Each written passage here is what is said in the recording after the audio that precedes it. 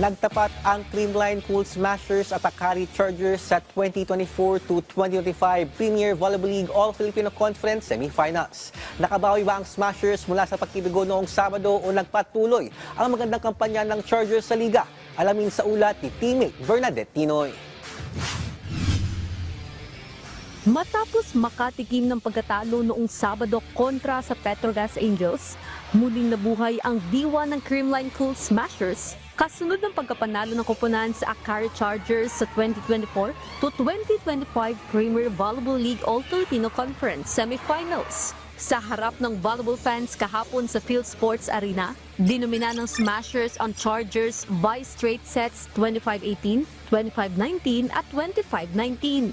Ayon kay head coach Sherwin Meneses, patunay lang ito na tuloy pa rin ang punteriya nilang makapasok sa finals at madepensahan ang titulo ng pagiging kampyon. Parang do or die sa amin yung game. So, para lang makabawi, syempre, stay focus talaga. Teamwork nandun pa rin. Hindi pwedeng mag-blame kung sino. May kulang. Talagang dapat pag-usapan mabuti para makabawi lang. So, masaya kami kasi nakabawi kami ng one game sa semis. So, Kinilala naman bilang player of the game ang 6-footer middle blocker na si Pangs Panaga matapos magpakawala ng 13 points mula sa 10 attacks, 1 block, 2 aces at 1 excellent dig.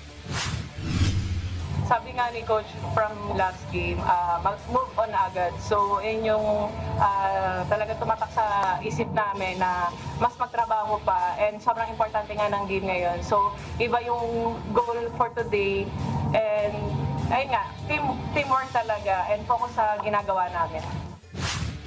Pinangunahan din ni Bernadette Pons ang Creamline na may 17 points mula sa 16 attacks and 1 block. Anya, patuloy silang mag-iensayo upang mas palakasin ang opensa at depensa ng team. Ito yung magdidictate ng chance namin sa finals. So yun yung extra motivation din talaga sa amin ngayon na ipanalo yung game na to kasi gusto talaga din namin na ma-defend yung crown. Sa Webes, April 3, makikipagpaluan naman ang Smashers sa Tocumucho Flying Titans sa oras na 6:30 p.m. sa Araneta Coliseum.